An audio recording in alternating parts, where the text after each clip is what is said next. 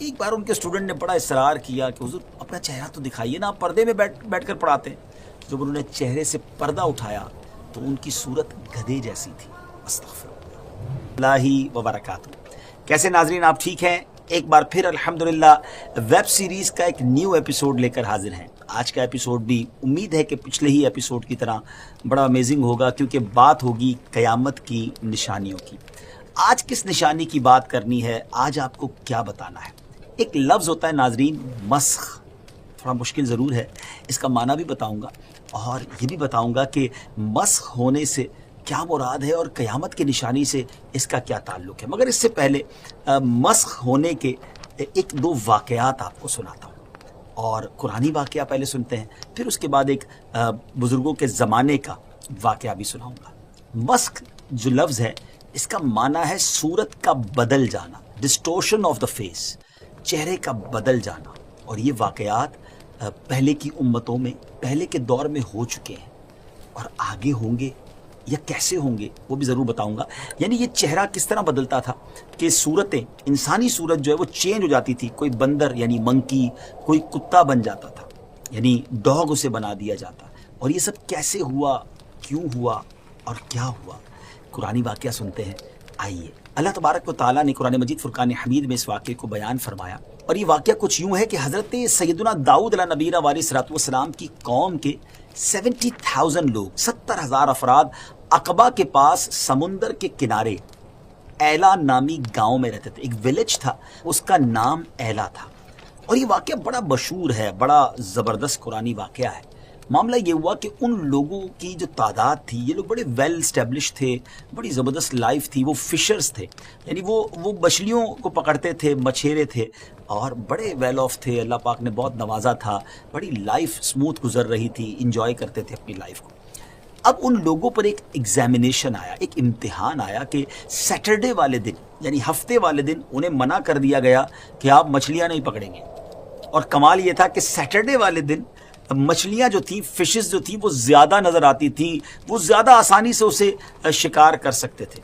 مگر امتحان تھا، ایگزام تھا، اللہ کا حکم تھا۔ اب کیا ہوا، شیطان نے ان لوگوں کو ایک ہیلا سجھایا، یعنی ایک ایسا راستہ دکھایا کہ ایسا کرو کہ پاٹس بنا لو، چھوٹے چھوٹے جو ہے وہ پاٹس بنا لیے جائیں، حوض بنا لیے جائیں، اور سمندر سے نالیاں نکال لی جائیں۔ سیٹرڈے والے دن وہ مچھلیاں اس نالیوں کے ذریعے ان پاٹس میں، ان حوض میں آ جائیں گی، اس کو تم بند کر دینا، اور سیٹرڈے کے بعد، ہفتے کے بعد ان پاٹس سے، ان حوض سے جو ہے وہ اپنی مچھلیاں نکال لینا۔ ناظرین، یہ شیطان نے ایک راستہ بتایا، مگر یہ رانگ وے تھا۔ بیسیکلی ذرا غور کریں تو یہ بھی تو شکار ہی تھا نا، یعنی سمندر سے مچھلیوں کو پہلے حوض میں قید کر لیا جائے، پاٹس میں قید کر لیا جائے، اور پھر بعد میں اس کو شکار کر لیا جائے۔ تو وہ لوگ لالچ میں آئے، انہوں نے گریڈ اختیار کی، یعنی لالچ اختیار کی، اور یہ کام کرنا شروع کر دیا۔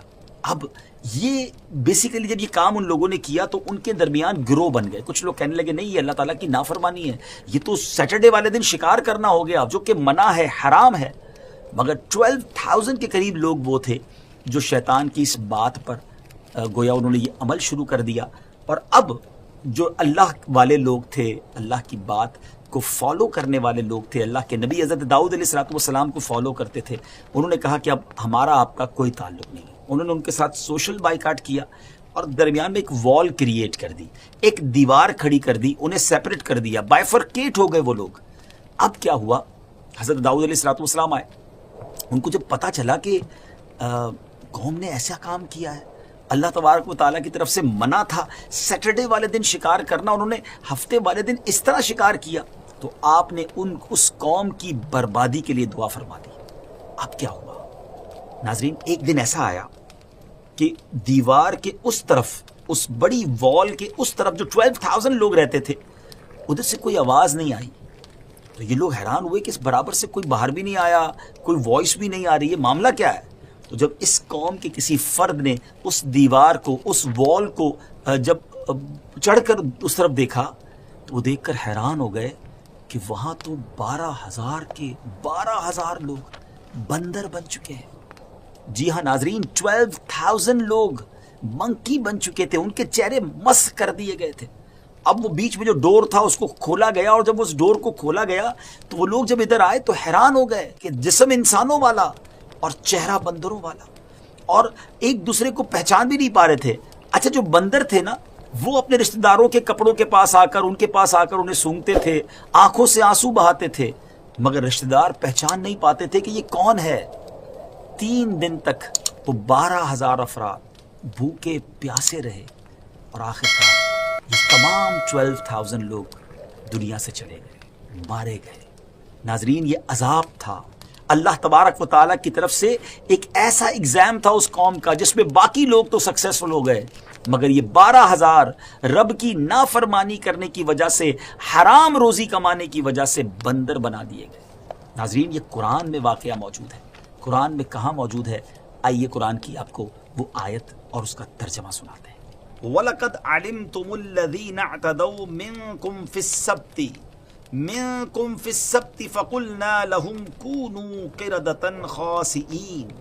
ترجمہ، اور یقیناً تمہیں معلوم ہیں وہ لوگ جنہوں نے تم میں سے ہفتے کے دن میں سرکشی کی، تو ہم نے ان سے کہا کہ دھتکارے ہوئے بندر بن جاؤ۔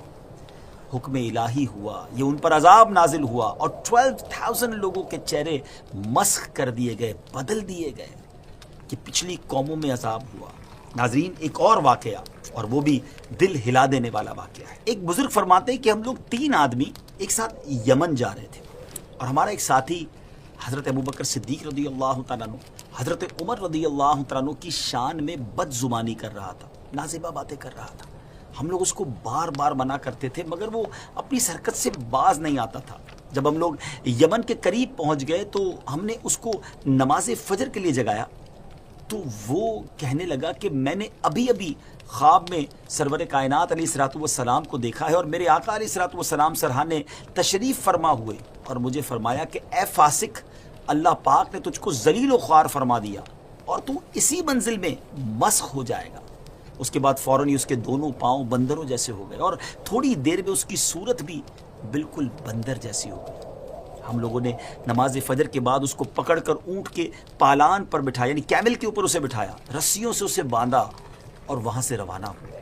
غروب آفتاب کے وقت جب ہم ایک جنگل کے قریب سے گزر رہے تھے تو وہاں ایک بندروں کا غول دیکھا، تو اس شخص نے جو بندر بن چکا تھا رسیاں توڑوا کر وہ اس کیمل کے اوپر سے اس نے چھلانگ لگائی، اونٹ کے اوپر سے کودا، اور وہ بندروں کے اس پورے غول کے اندر جا کر شامل ہو گئے۔ ہم لوگ حیران ہو کر تھوڑی دیر تک وہاں ٹھہرے تاکہ ہم یہ دیکھ سکیں کہ بندر اس کو ایکسیپٹ کرتے ہیں کہ نہیں۔ تو ہم نے دیکھا کہ یہ بندروں کے پاس جا کر بیٹھ گیا، ہم لوگوں کی طرف بڑی حسرت کے ساتھ دیکھتا تھا، اور اس کی آنکھوں سے آنسو جاری تھے۔ تھوڑی دیر کے بعد جب سب بندر وہاں سے جانے لگے تو وہ بھی بندروں کے ساتھ چلا گیا۔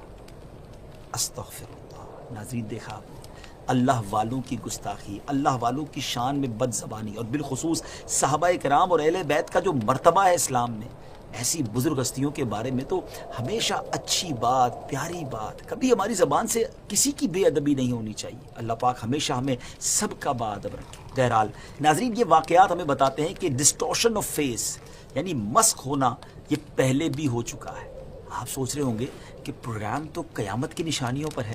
آئیے میں یہ تمام باتیں اس لیے آپ کے سامنے بیان کی کہ آپ کو اندازہ ہو کہ یہ مسخ ہونا ہوتا کیا ہے، اور کیا یہ پہلے بھی کبھی ہوا ہے۔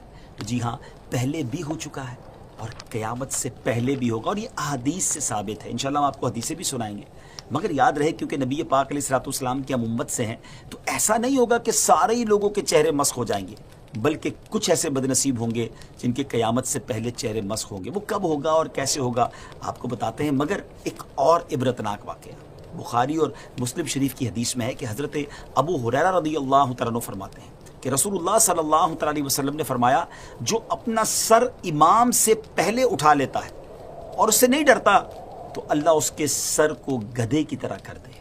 استغفر اللہ ربی من کل ذنب واتوب الیہ۔ ہم بظاہر تو اس کو بہت چھوٹا سا معاملہ سمجھتے ہیں، لوگ نمازیں پڑھ رہے ہوتے ہیں اور ہم دیکھتے بھی ہیں کہ وہ امام سے پہلے چل رہے ہوتے ہیں، امام سے پہلے رکوع سے سر اٹھا لیتے ہیں، امام سے پہلے ہی سجدے سے سر اٹھا لیتے ہیں، مگر یاد رہے ہماری شریعت میں یہ بڑا جرم ہے، یہ بڑی مسٹیک ہے، ایسا بالکل نہیں کرنا چاہیے، کیونکہ اس پر صورت بگڑ جانے یعنی مسخ ہو جانے کی گویا وعید موجود ہے، پنشمنٹ ہو سکتی ہے۔ اگر آج اللہ عز و جل کا ہم پر یہ عذاب نازل نہ بھی ہو تو یہ نبی پاک علیہ الصلوۃ والسلام کی رحمت کا صدقہ ہے. مگر بعض نادان ہو سکتا ہے اس وقت بھی ہمیں سن کر سوچ رہے ہو کہ یار ایسا کیسے ہو سکتا ہے, اتنی سی غلطی پر کیا اتنی بڑی سزا مل سکتی ہے. دیکھیں حدیث پاک ہے اور ہمیں اس پر ہمیشہ عمل کرنا ہے, ڈرنا ہے ان چیزوں سے کہ نہیں ہمیں یہ کام نہیں کرنا, جو اللہ رسول نے فرمایا اس پر عمل کرنا ہے. اسی حدیث پاک کی شرح میں حضرت علامہ ملا علی قاری رحمۃ اللہ تعالی علیہ ایک عجیب واقعہ بیان فرماتے ہیں کہ ایک محدث دمشق سیریا میں ایک مشہور شیخ تھے, حدیث سیکھنے گئے اور وہ شیخ پردے میں رہ کر انہیں حدیث پڑھاتے تھے. حالانکہ وہ مرد تھے, مرد تو پردہ نہیں کرتے نا. تو ایک بار ان کے اسٹوڈنٹ نے بڑا اصرار کیا کہ حضور اپنا چہرہ تو دکھائیے نا, آپ پردے میں بیٹھ کر پڑھاتے ہیں. جب انہوں نے چہرے سے پردہ اٹھایا تو ان کی صورت گدھے جیسی تھی. استغفر اللہ. فرمایا کہ میں اس حدیث کے بارے میں اس کو عقل میری مانتی نہیں تھی, میں اس حدیث کو حقیقت نہیں سمجھتا تھا, اور آزمائش کے طور پر میں امام سے آگے سر اٹھانے لگا, امام سے پہلے سر اٹھانے لگا, اور میں اس مصیبت میں گرفتار ہو گیا.